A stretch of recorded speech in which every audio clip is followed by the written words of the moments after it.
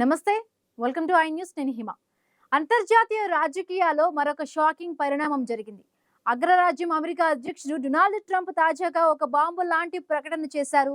ఆ బాంబు ప్రభావం నేరుగా పాలస్తీనా నాయకత్వంపై పడింది. ఇప్పటి వరకు స్వతంత్ర పాలస్తీనా దేశానికి అధ్యక్షుడిగా ఉంటారని భావించిన మహమ్మద్ అబ్బాస్ ను ట్రంప్ ఏకంగా తప్పుకోవాలని సూచించారు. ట్రంప్ ప్రకటనతో మహమ్మద్ అబ్బాస్ నాయకత్వంపై ఒక్కసారిగా నీలి నీడలు కమ్ముకున్నాయి. ఇంతకీ ట్రంప్ మద్దతు ఎవరికి? ఇజ్రాయెల్ జైల్లో ఉన్న వ్యక్తిని విడుదల చేయాలని, ఆయనే కొత్త అధ్యక్షుడైతే బాగుంటుందని ట్రంప్ చెప్పడం వెనుక ఉన్న వ్యూహం ఏంటి?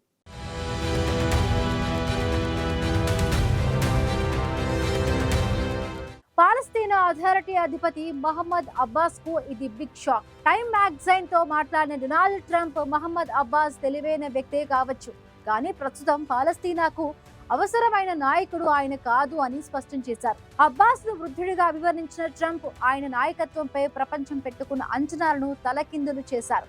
మహమ్మద్ అబ్బాస్ ను ప్రక్కన పెట్టి ఇజ్రాయెల్ జైల్లో ఉన్న వ్యక్తిని అధ్యక్షుడిగా చేయాలని ట్రంప్ ప్రతిపాదించడం ఇక్కడ అస్సలు ట్విస్ట్. ఆయనే మార్వాన్ అల్ బర్ఘౌటి. పాలస్తీనా ప్రతిఘటనకు ప్రధాన నాయకుడిగా భావించే బర్ఘౌటిని వెంటనే విడుదల చేయాలని ఇజ్రాయెల్ ప్రధాని బెంజమిన్ నెతన్యాహుతో తాను మాట్లాడతానని ట్రంప్ ప్రకటించారు.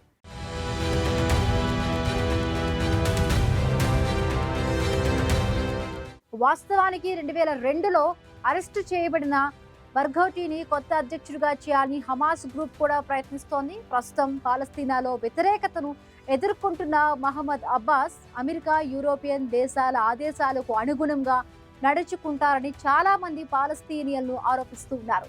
హమాస్ కూడా అబ్బాస్ను అధ్యక్షుడిగా అంగీకరించడానికి ఇష్టపడడం లేదు. గాజా ఒప్పందం తర్వాత పాలస్తీనాలో కొత్త ప్రభుత్వాన్ని ఏర్పాటు చేయడానికి ప్రయత్నాలు జరుగుతున్నాయి. ఈ కొత్త ప్రభుత్వంలో హమాస్ కు ఎటువంటి పాత్ర ఉండకూడదనేది ఒప్పందం. అయితే గాజాలో ఏ బయట ప్రభుత్వాన్ని అంగీకరించబోమని హమాస్ వాదిస్తోంది. సరిగ్గా ఈ గందరగోళ సమయంలో అబ్బాస్ ను తొలగించి బర్ఘౌటిని తెరపైకి తేవాలని ట్రంప్ ఆలోచన మిడిల్ ఈస్ట్ రాజకీయాలను మరింత క్లిష్టతరం చేస్తుందనడంలో ఎలాంటి సందేహమూ లేదు. పాలస్తీనా కొత్త అధ్యక్షుడు ఎవరు అనేది ఇప్పుడు ప్రపంచ రాజకీయాల్లో అతిపెద్ద ప్రశ్న.